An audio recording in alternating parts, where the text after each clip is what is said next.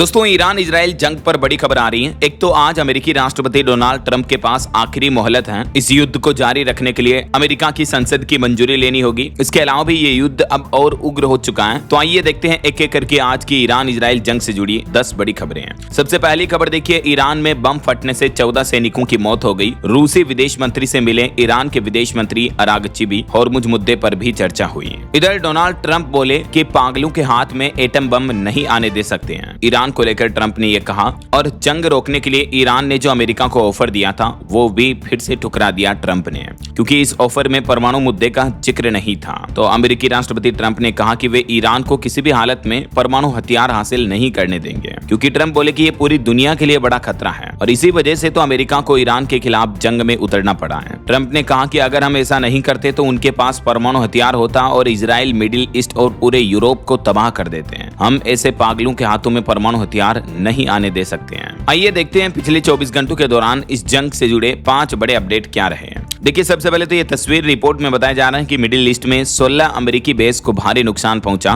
खाड़ी क्षेत्र में अमेरिकी सैन्य ठिकानों को ईरान के हमलों से ये भारी नुकसान हुआ है। और अभी अमेरिका की राजनीति में ये जंग को रोकने के लिए 60 दिन की डेडलाइन के मुद्दे पर भी अमेरिका में काफी विवाद पैदा हो रहा है, क्योंकि अमेरिका के कानून के नियम के मुताबिक चाहे वहां का कोई भी राष्ट्रपति हो, किसी भी देश के साथ युद्ध शुरू करने के 60 दिन के अंदर अंदर उसे अमेरिका की कांग्रेस की मंजूरी लेना जरूरी होता है, तभी वो जंग को आगे जारी रख सकता है। तो डोनाल्ड ट्रंप की ये 60 दिन की लिमिट ईरान के साथ युद्ध शुरू हुए पूरी हो चुकी है। तो इस मुद्दे पर भी ट्रंप का क्या कहना आगे मैं आपको बताऊंगा, और भी पूरी बड़ी खबर विस्तार से। फिलहाल देखिए अगला अपडेट, अमेरिका अपने 5000 सैनिक जर्मनी से वापस बुलाएगा। जर्मन चांसलर ने कहा था कि ईरान के खिलाफ उनकी प्लानिंग ठीक नहीं है, तो इससे भी डोनाल्ड ट्रंप नाराज हुए और अब जर्मनी और अमेरिका के बीच भी रिश्तों में खटास देखने को मिल रही है। वहीं इधर डोनाल्ड ट्रंप ने एक और बड़ा फैसला लेते हुए यूरोपीय यूनियन की कार और ट्रकों पर भी 25% टैरिफ लगा दिया है और उन्होंने कहा कि व्यापार समझौते का पालन नहीं कर रहे हैं ये, इसलिए मैंने टैरिफ लगाया। अगर छूट चाहिए तो अमेरिका में आकर मैन्युफैक्चरिंग करो, यहाँ निर्माण करो, तभी वो टैरिफ की छूट देंगे ऐसा। वहीं खबर है सैन्य कार्रवाई या समझौता। डोनाल्ड ट्रंप बोले कि ईरान के सामने बस 2 ही विकल्प हैं। तेहरान के नए प्रस्ताव को खारिज करते हुए ट्रंप ने कहा कि या तो हमारी बात मानो, परमाणु कार्यक्रम बंद करो, समझौता करो, या सैन्य कार्रवाई होगी हमारी तरफ से। ट्रंप ने कहा कि हालांकि ईरान ने समझौता करने की प्रोसेस में प्रगति की है, लेकिन फिर भी मैं संतुष्ट नहीं हूँ। दरअसल अभी तेहरान ने एक नया प्रस्ताव भेजा ट्रंप को, तो इस प्रस्ताव को लेकर डोनाल्ड ट्रंप का कहना है कि ईरान समझौता करना चाहता है, लेकिन मैं इससे सेटिस्फाइड नहीं हूँ, इसलिए देखते हैं कि आगे क्या होता है। और उन्होंने समझौते की दिशा में प्रगति की बात कही है, लेकिन उन्हें यकीन भी नहीं है कि वे कभी समझौते तक पहुंच पाएंगे। ये एग्जैक्टली आज डोनाल्ड ट्रंप के स्टेटमेंट देखने को मिले। इस बीच अब ईरान के खिलाफ युद्ध खत्म हो सकता है, क्योंकि 60 दिन की समय सीमा पूरी होने पर डोनाल्ड ट्रंप ने संसद को इस बात की जानकारी भी दी है। जो अमेरिका में 60 दिन वाला नियम है ना, तो उसको लेकर देखिए, पहले तो डोनाल्ड ट्रंप बोले कि मुझे तो संसदीय मंजूरी लेने की जरूरत ही नहीं है। वो बोले कि जो लोग इसकी मांग कर रहे हैं वो अमेरिका के देशभक्त भी नहीं है, देशद्रोही करार कर दिया उन्होंने। लेकिन उनके कहने से कुछ हो नहीं सकता, क्योंकि 60 दिन का जो नियम है अमेरिका की संसद का 1973 के वॉर पावर्स कानून के बाद से ये रूल्स लागू हैं। तो इस नियम के मुताबिक 1 मई तक अमेरिका को जंग रोकनी ही थी एनी हाउ। तो इस पर अब डोनाल्ड ट्रंप ने एक नया पैंतरा खेला और देखिए ट्रंप ने क्या कहा। ट्रंप यहाँ पर भी माइंड गेम खेल रहे हैं। अमेरिका के राष्ट्रपति डोनाल्ड ट्रंप ने संसद को बताया कि ईरान के खिलाफ तो अब युद्ध चल ही नहीं रहा है, युद्ध तो खत्म हो गया 60 दिन से पहले ही। ट्रंप ने ईरान युद्ध की 60 दिन की कानूनी समय सीमा खत्म होने के बाद ये सांसदों को जानकारी दी। पॉलिटिको के मुताबिक ट्रंप ने सांसदों को लिखे एक पत्र में कहा कि 7 अप्रैल 2026 के बाद से अमेरिका और ईरान के बीच तो कोई गोलीबारी हुई नहीं है, और उन्होंने ये भी कहा कि 28 फरवरी को शुरू हुई शत्रुता अब समाप्त हो चुकी है। मतलब लिटरली देखिए आप ट्रंप किस किस तरह के बयानबाजी दे रहे हैं। रिपोर्ट के मुताबिक यह कदम ईरान युद्ध को जारी रखने के लिए कांग्रेस की मंजूरी की जरूरत के विवाद को शांत करने की कोशिश माना जा रहा है। मतलब डोनाल्ड ट्रंप ने सीधा सीधा अमेरिका की संसद को यह कह दिया कि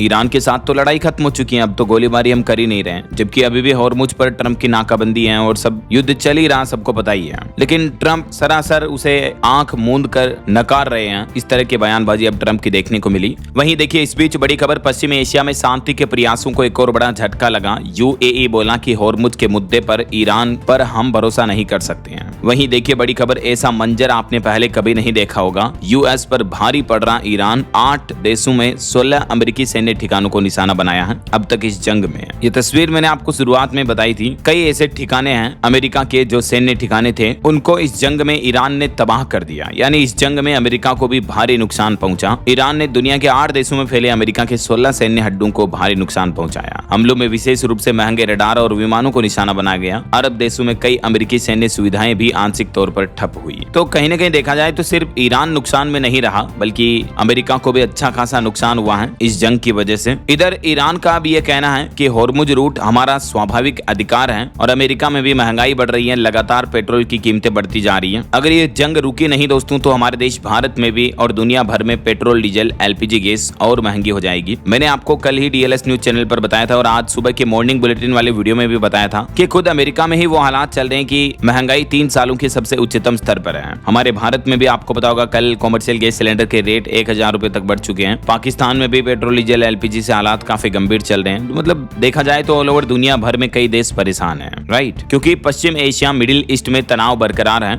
और रिपोर्ट के मुताबिक होर्मुज रूट में तकरीबन 90% से भी ज्यादा जहाजों की आवाजाही घट चुकी है अमेरिका की नाकाबंदी के बाद से ही। तो इस जंग का दंश पूरी दुनिया झेल रही है। वहीं इस बीच एक चौंकाने वाली रिपोर्ट तो ये सामने आ रही है कि पश्चिम एशिया में और लंबे युद्ध की तैयारी कर रहा है यूएस यानी अमेरिका, और इसके लिए इजराइल को भी 6500 टन गोला बारूद भेजा है डोनाल्ड ट्रंप ने। मतलब ट्रंप चाहते ही नहीं कि ये जंग खत्म हो, वो इजराइल को भी और उकसा रहे हैं। देखिए जरा आप, ईंधन, हथियार और कुछ जरूरी सामान पश्चिम एशिया को भेजा है ट्रंप ने ताकि ये जंग जारी रह सके। और ट्रंप तो ये भी बोले कि इस बार और ज्यादा ताकतवर हमले करने की तैयारी की जा रही है। डार्क ईगल जैसी खतरनाक मिसाइलों के इस्तेमाल की तैयारी कर रहे हैं अब डोनाल्ड ट्रंप। हालांकि ट्रंप ने एक बड़ा दावा ये भी किया आज, बोले कि ईरान समझौता करने के लिए बेताब है। भारत और पाकिस्तान संघर्ष और नोबेल पुरस्कार पर भी उन्होंने कुछ बयानबाजी की है, जो कि वो हर बार करते रहते हैं। तो ये दोस्तों ईरान, इजराइल, अमेरिका जंग से जुड़े आज के लेटेस्ट अपडेट रहे। उम्मीद आपको जरूर जानने मिले होंगे। वैसे आप कौन से राज्य में रहते हैं, आपके राज्य और जिले का नाम मुझे नीचे कमेंट करके बताएगा जरूर। और